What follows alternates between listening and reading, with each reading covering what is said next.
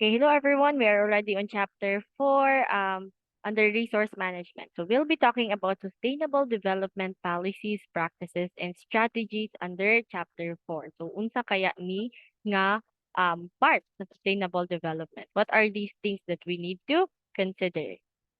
So this is the lesson roadmap for this topic.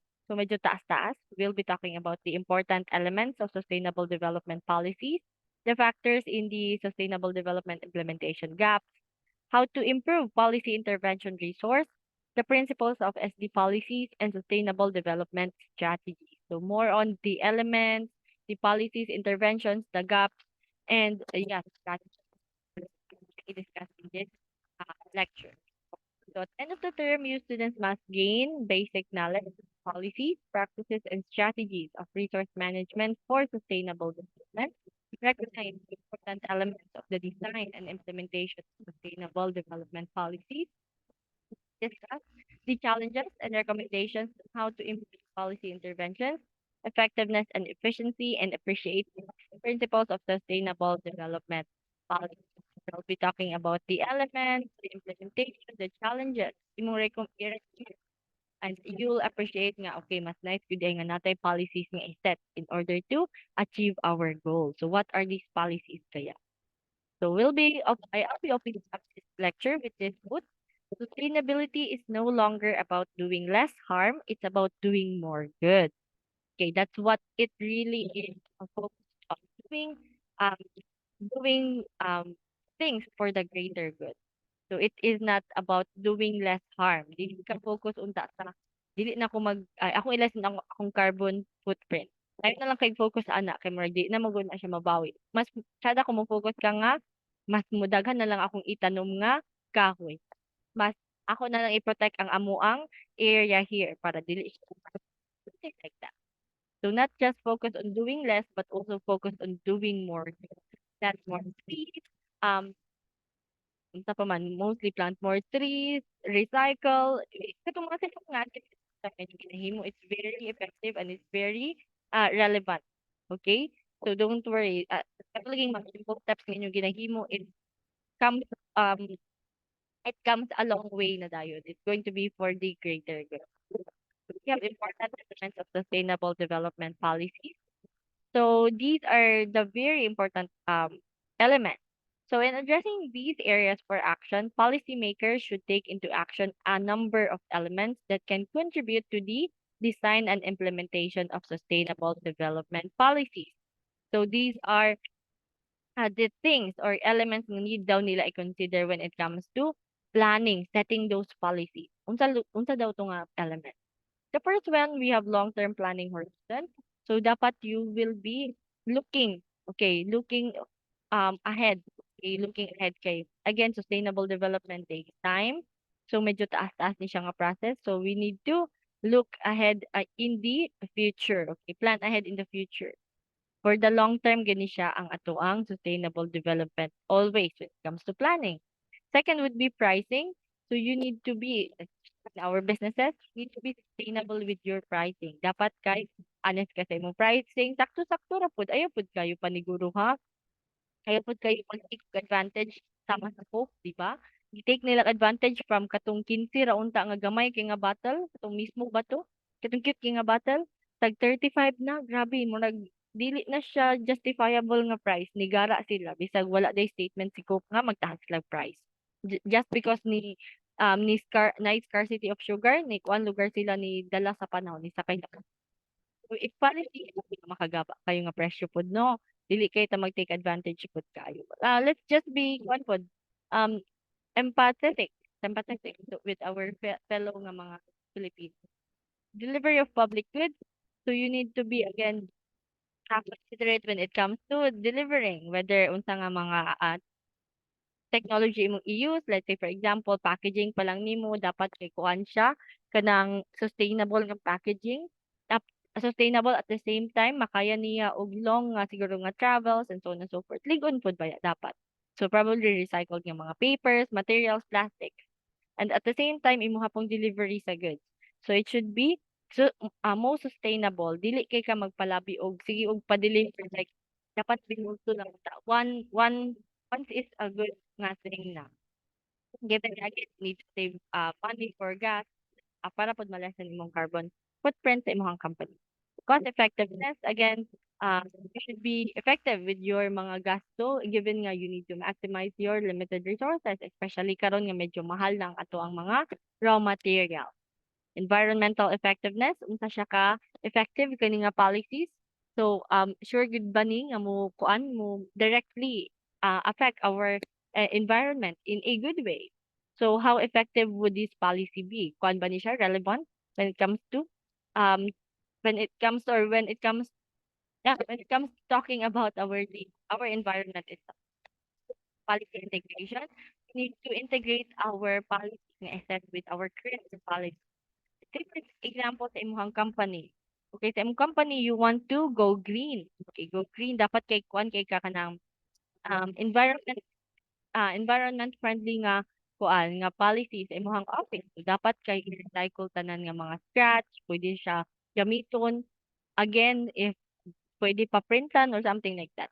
So you need to integrate that with your current customer. This would wala po kay change. At the same time, mas dali siya i execute given nga murag easy na sa imuha. You are just adding some murag nag-add ra kog some murag twist sa imuhang mga current nga policies para mas kuan siya ma-inline siya sa ato ang sustainable development.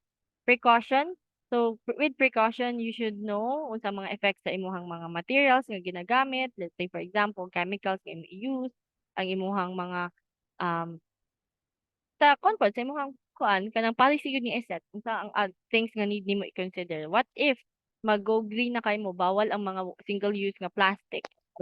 Then you need to do precautions like probably na masuko nga employee kay di sila ganahan magbitbit og kuan mga aqua plus mga bugat kay nga mga water bottles if you don't kanang igo ilang pwede something like that. Next would be international cooperation. So pwede ba ni ma-use internationally? Pwede ba ni ma-apply not just in the country, but also in outside of the country. So dapat kita tanan kay relatable ta regardless of race or kanang country you are from. So if possible, applicable siya sa everyone. Okay? Transparency and accountability. So with that, you also need to be transparent with all your activities, with all your transactions, and you should be accountable when there are consequences mahitabo. Given nga, some of your policies are probably dili siya masunod or kanang mali dahil mong policy nga gi-use or something like that. So those are just some of its SD policies, but we'll be talking more about them um in this slide. So the first one, the long-term planning horizon. So in the absence of an adequate framework for assessing the impact of policies on different types of resources, measures, targets, and short-term objectives may be selected even if they have negative long-term impacts. So if possible, you should set an adequate framework in which you can assess the impact of the policies nga imong iset, especially in the long term. Kay need bang ka makabalo nga okay mag-set kog policy nga bawal og single use nga plastic, bawal ang mga single use nga water bottle. Okay, in the country, in the country or in the company. So imo na i-kuan forecast. Okay, what will happen? Is kayang impact? Probably malesser ang trabaho sa inyong mga sector, sa mga kuan, tiglimpyo. Kay wala na kay mga kuan, plastic bottles nga i-recycle or something like that. Kay gibawal naman nimo, di na siya kasulod sa imong company. Second, probably kanang malesen ang trash again, malesen ang ilang workload. Second, kay mas mahanay, di kay husto ang inyong company, kay wala kay pitag-asa nga bottle imong makita. Something like that. While trade-offs between different goals may prevail in the short term, in the long term, man-made natural human and social capital will complement each other in supporting welfare improvement. So, I guess now kita different goals man gyud especially in the long term lahi man ato ginaset for the long term and for the short term. So if possible, they should be in line or interconnected with one another. They should complement each other, okay? Let's say for example, ang imong gusto kay kuan plastic free nga company. Okay, plastic free nga company. So apili mong mga empleyado nga plastic mo hawa. Charot lang. So plastic free company. So ang mahitabuan na short term, okay, for the first 3 months ang imong i butang ka policy kay bawal ang plastic. okay, bawal ang kuan, siguro murag plastic bag sa company. So in the next 3 months na po, short term ha, in the next 3 months bawal ang plastic bottles. Next na po nga 3 months bawal na po ang kuan, plastic nga mga plastic or kanang unrecyclable nga mga things o sige or something like that. So you are setting your short-term goals which is in line for the long-term goals. Okay? So something like that. So bahala ginagmay pero kanunay padulong sa gyapon sa isa ka goal which is the plastic free.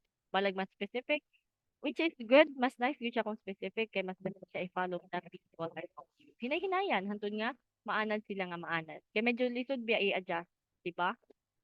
Like kita naglisod tag-adjust atong um especially in Valencia naglisod tag-adjust regarding atong giwala ang mga cellophane gihimo og paper bag. Medyo lisod ba siya gunitan sa paper bag sa naanan. But after how many months effective man siya nice good day siya mas fun.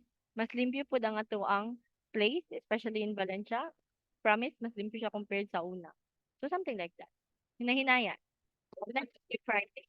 For markets to support sustainable outcomes, prices should reflect the full cost and benefits to societies of the goods and services being produced.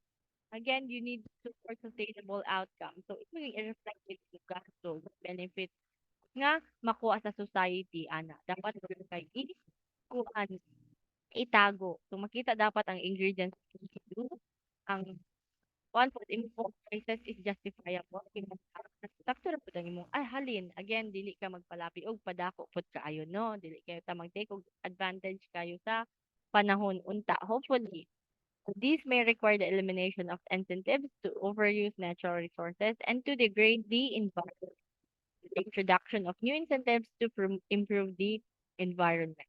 So with that, wala na kayo dili with that dili kay mo maka-overexploit kay given nga kuan gamay raman ang inyong kailangan di ay nga natural resource para makaset pud og medyo gamay nga price. So with that, di na mo makanabitong matempt to overuse the natural resources that we have. Kay, dapat man day transparent ka sa imong cost. Like say, for example, pag-check sa imo sa COA, gi-audit imong company, sobraan day ka og price sa imong prices. Unsay mahitabo kaya? O, di ba? Kay imo lang gi-declare kay mao ra ni. So something like that. Or na-overexploit ka, ilang makita. So there's probably consequences for you. Okay?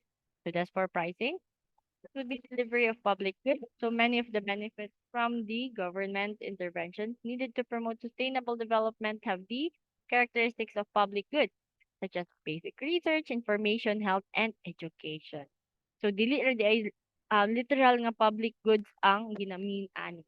There we also have many different characteristics such as basic information, kani nga mga information use, education, information, research and so on and so forth that promote social development is a very good source of knowledge, okay, knowledge or information or awareness for our um, sustainable development in the country.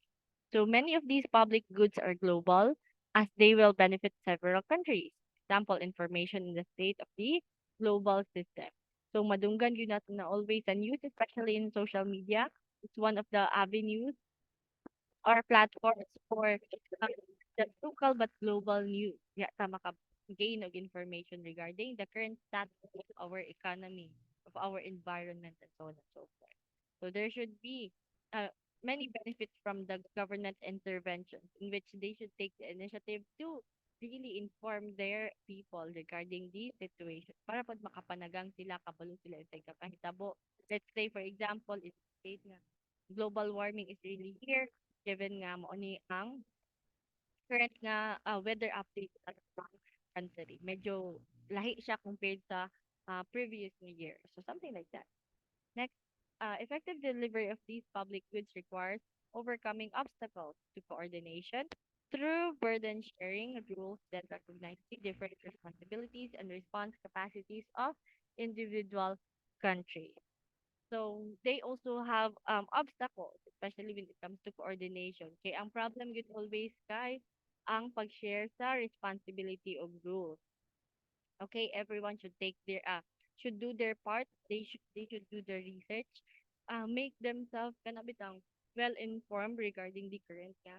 situation, the scenario para pod nga kabalo ka unsa imong i-react, kabalo ka unsa imong i-respond. Dili ka magpataka og post diha ha, gawa ka nag-think unsa imong ay aday ang tinuod yun yung scenario or situation. There are always two sides to a coin. So, next, cost effectiveness. So, policies should aim at minimizing their economic costs. This will require ensuring that the cost of each extra resource spent are equal across the range of possible interventions. So, ay policies. Ang policies yun, focus yun ni sa economic cost. Dapat ka-effective ang imuhang mga gasto. So, dapat maximize imong resources.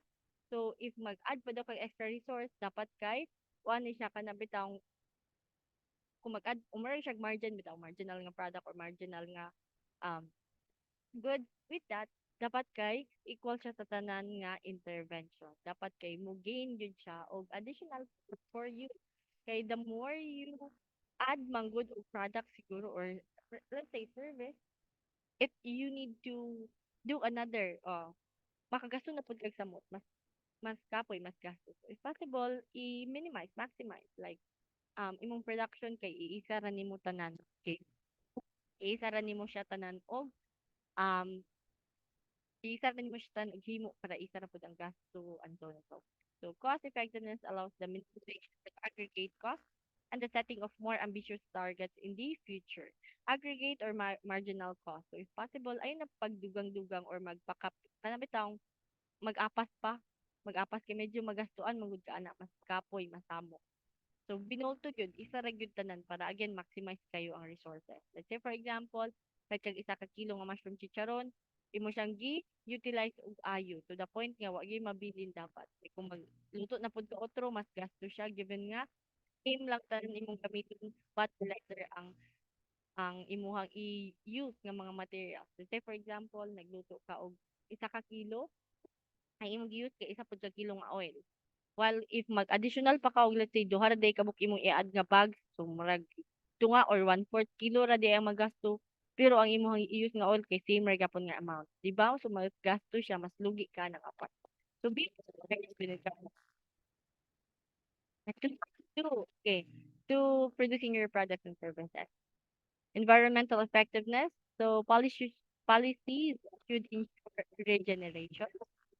So unsubstitutability, assimilation, avoiding irreversibility. So at least four, daghan daw siya i-consider.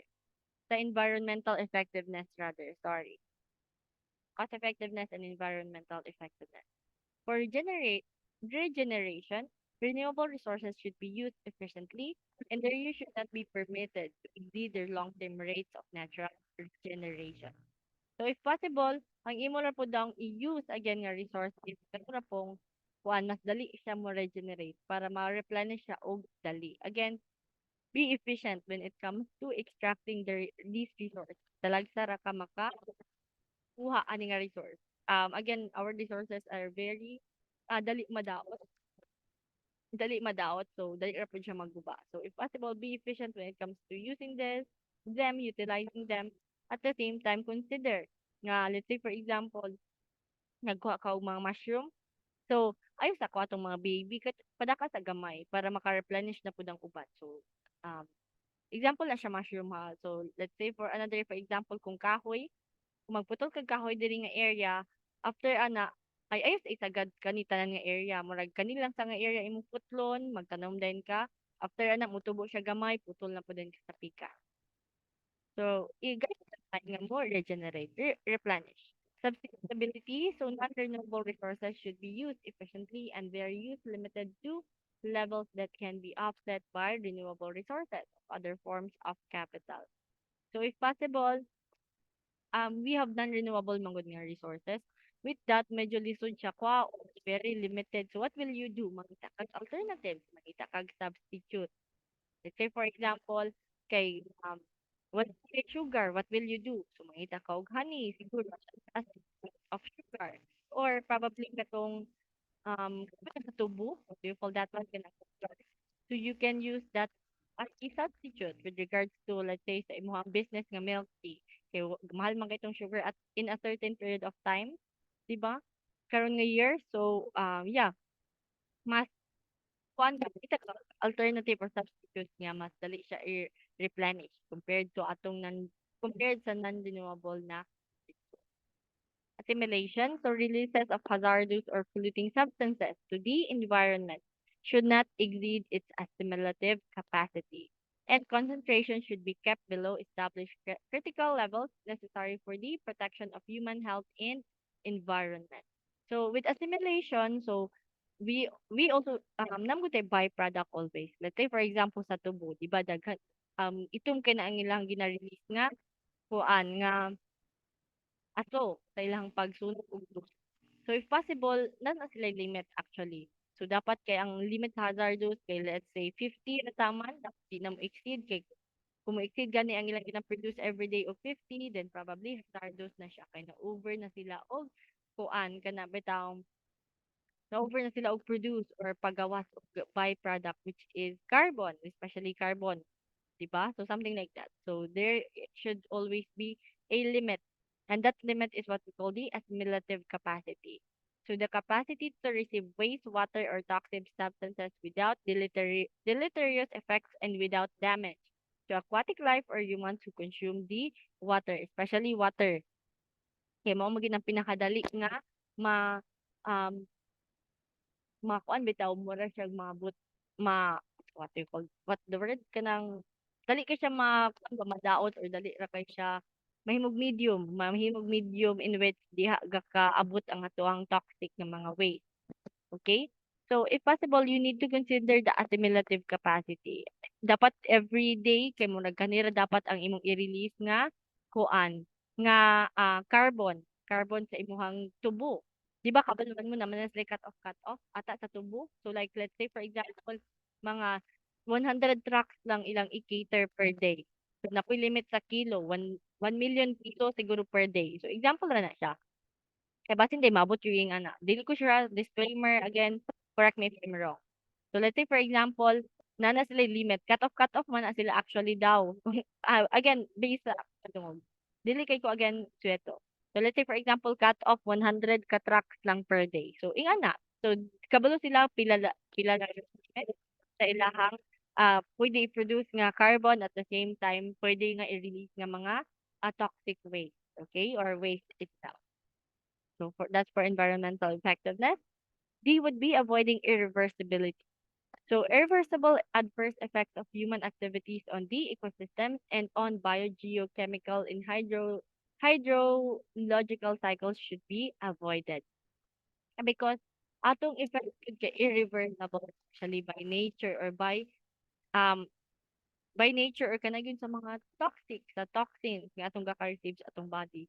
Most of the time irreversible gyud na dili na nato na siya mabawi or mapahawa sa atong system. Let's say for example, nagsakit ka kay sige ka og panigarilyo. Okay, actually mukuan gyud na siya mutipok sa imong lungs ang kuan mga bad nga mga smoke bad nga aso. So with that, ang chemicals kay mo tipok. So the more you sigarilyo, the more nga nga mo baga ang iyahang kuan dadto. Mo baga or mo high ang iyahang level of toxin siguro dito sa imong body. So with that, wala kay mahimo but mag-ampo na lang siguro or magpakuan kung ma-afford yun mo magpa-diagnosis or something like kay na naman dili na bawi di man na mo wala pa may kuan kanang bitang cure for this for wala pa'y cure. Basi hindi na. So, just a scenario ha, wala pa'y cure ana to para malimpyo imong lungs sa mga kuan, mga hugaw. Dili biya na siya, di biya ma-open ang ato ang body ug limpyuhan, di ba? Di biya ingana. So, dili irreversible gyud ang effects niya, especially on us human. Especially on the ecosystem itself. Let's say, for example, katong kaingin, mabalik pa ba ang mga kuan nato, di pang flat nga mga um, ibang flat nga mountain? Probably kung ilaging paning kamutan og bawi, it's very possible but medyo asong kay siya, wala gusto maghimo ing ana, di ba? Imagine mo dako gibiya kay siya nga trabahoon, magtukod og isa na pud ka mountain itself or isa ka bundok para lang mabalik. It's very possible but again walay gusto maghimo ana, especially those katong kuan mismo sad-an mo gyud na nakapait. So the natural resource resources capable of maintaining or restoring the integrity of the ecosystem should be safeguarded from adverse impacts of human activities. So if possible, katong mga natural resources nga dapat nato i-maintain such as katong mga what do you call that one? Murag reserve or conserve nga mga areas, forest areas, dapat kay i-safeguard yun na sila. Kay sila yun ang murag main source sa fauna and fauna ana nga area. So something like that. So, what do you call that one? Basta something nga murag conserve nga mga areas such as mga forests, mga gardens, mga places nga naay mga animals, rare animals. So the differing levels of resilience and carrying capacity of ecosystems should be considered in order to conserve their population of threatened, endangered, and critical species.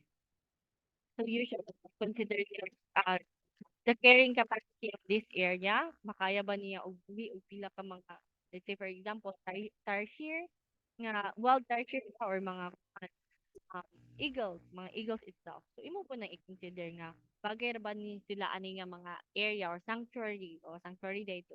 Nga sanctuary ma-cater ba ilang needs or something like that, especially those protected and endangered nga mga species. So I guess that's it. I'll continue my discussion in the next nga video. So thank you everyone. If you have any questions, feel free to message me anytime. Thank you and goodbye.